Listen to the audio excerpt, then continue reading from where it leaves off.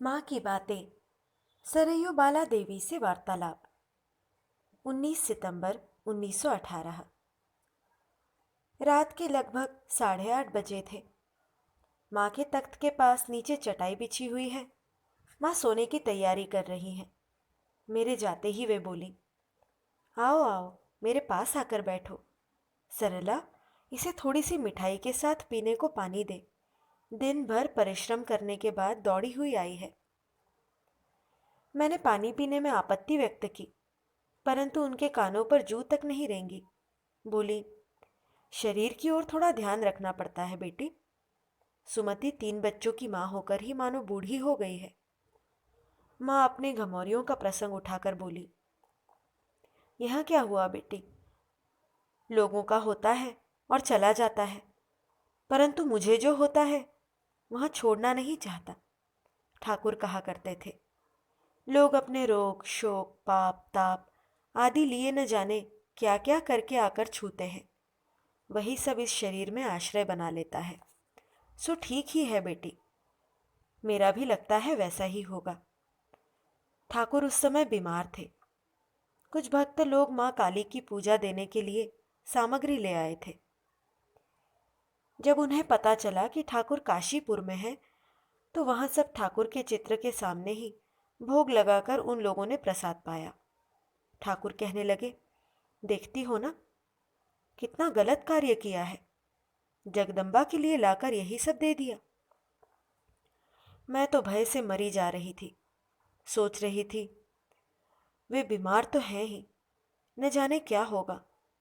ठाकुर बार बार यही बात कहे जा रहे थे। यह क्या भाई, क्यों उन लोगों ने ऐसा किया? फिर काफी रात हो जाने पर उन्होंने मुझसे कहा, देखो, इसके बाद घर घर में मेरा पूजन होगा।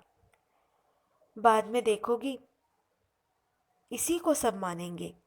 तुम बिल्कुल भी चिंता मत करो। उसी समय मैंने पहली बार उन्हें मेरा कहते सुना। वे कभी मेरा नहीं कहते थे। यह खोल या फिर अपने शरीर को दिखाते हुए इसका, यही कहा करते थे। संसार में मैंने कितनी ही तरह के लोग देखे। त्रैलोक्य मुझे 7 रुपए दिया करता था।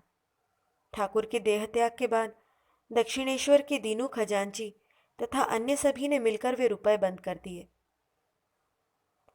माँ उस समय वृंदावन में थी। इस विषय में पत्र पाकर माँ ने कहा था, बंद किया है तो करने दो। अब ऐसे ठाकुर ही चले गए तो फिर मैं रुपए लेकर ही क्या करूंगी। सगे संबंधी जो थे उन्होंने भी साधारण मनुष्य समझा और उन्हीं लोगों के साथ मिल गए। नरेन ने कितना ही कहा, माँ के वे रुपए बंद मत करो, तो भी बंद कर दिया। परंतु इधर ठाकुर की इच्छा से अब देखो ऐसे कितने आए गए। दीनू कीनू सब कहाँ चले गए? मुझे तो अब तक कोई कष्ट नहीं हुआ, और होगा भी क्यों? ठाकुर ने मुझसे कहा था, जो मेरा चिंतन करता है उसे कभी खाने का कष्ट नहीं होता। ठाकुर के देह त्याग के बाद उनकी सारी अच्छी अच्छी चीजें, कपड़े लत्ते, कुर्ते आदि कौन लेगा, इस बात को लेकर झंझट हुआ। यह सब तो भक्तों का धन है। वे लोग यहाँ चिरकाल तक यत्नपूर्वक रखेंगे। उन्हीं लोगों ने अंत में वह सब समेट लिया और संदूक में भरकर बलराम बाबू के बैठके में लाकर रखा। परंतु बेटी, ठाकुर की न जाने क्या इच्छा थी कि वहां नौकरों में से किसी ने उसे खोल लिया और उसमें से बहुत सी चीजें निकालकर बेच डाली, और न जाने क्या क्या किया। ये सब चीजें क्या बैठके में रखी जाती हैं? घर के भीतर भी तो रखी जा सकती थी। उनके उपयोग की बची हुई चीजें तथा कपड़े अब बेलूड़ मठ में हैं। मेरे ससुर बड़े ही तेजस्वी, निष्ठावान ब्राह्मण थे बेटी। वे अपरिग्रही थे।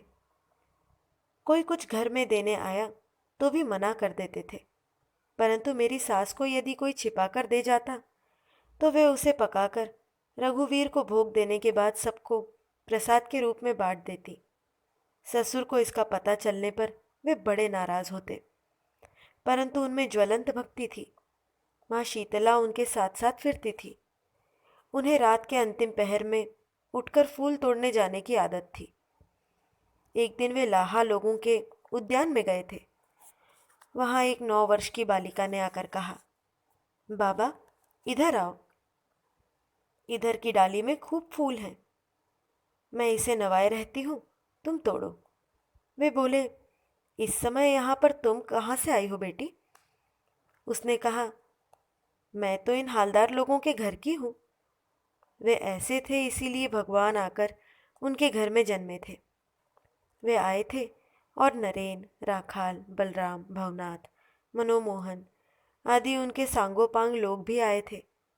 कितना कहूँ बेटी, छोटा नरेन बाद में कामिनी कांचन में बड़ा आसक्त हो गया, रुपए पैसे में उलझ गया। ठाकुर इनमें से जिन जिन के बारे में जो जो कह गए हैं वह सब अक्षरशः सत्य हुआ है। हरिदासी नाम की एक लड़की नवद्वीप जाने के लिए कामारपुकुर में आई और वहीं रह गई। मुझसे वह कितना प्रेम करती थी, उसमें कितना विश्वास था। बेटी, उसने ठाकुर के जन्म स्थान की मिट्टी उठाकर रख ली थी। कहती, यह तो नवद्वीप है, स्वयं चैतन्य देव यही आए थे। अब नवद्वीप क्या करने जाऊंगी? आहा, क्या ही विश्वास था। ठाकुर के देहत्याग के बाद एक उड़िया साधु कामारपुकुर में आकर ठहरे थे। मैं चावल दाल आदि उन्हें जो भी आवश्यकता होती सब देती और सुबह शाम खबर लेती, साधु बाबा कैसे हैं आप? आहा, कितनी तकलीफ उठाकर बेटी मैंने उनके लिए एक कुटिया बना दी थी। उन दिनों रोज आकाश में मेघ छा जाते, लगता था कि अब वर्षा होगी, तब वर्षा होगी। तब मैं हाथ जोड़कर कहती, ठाकुर बचाओ बचाओ, उनकी कुटिया हो जाए, उसके बाद जितना हो सके ढालना। गांव के लोगों ने भी काट खर आदि जो कुछ हो सका देकर सहायता की थी। प्रतिदिन वर्षा आएगी आएगी ऐसा लगता था। जो भी हो, इसी प्रकार कुटिया तो बन गई, परंतु इसके कुछ दिनों बाद ही उन साधु ने उस कुटिया में देह त्याग कर दिया। माँ कह रही हैं, चलो अब कमरे में चले। उठते उठते बोली, ठाकुर कहते थे, यह शरीर गया से आया है। उनकी माँ का देहांत हो जाने के बाद उन्होंने मुझसे कहा था, तुम गया में जाकर पिंड दे आओ।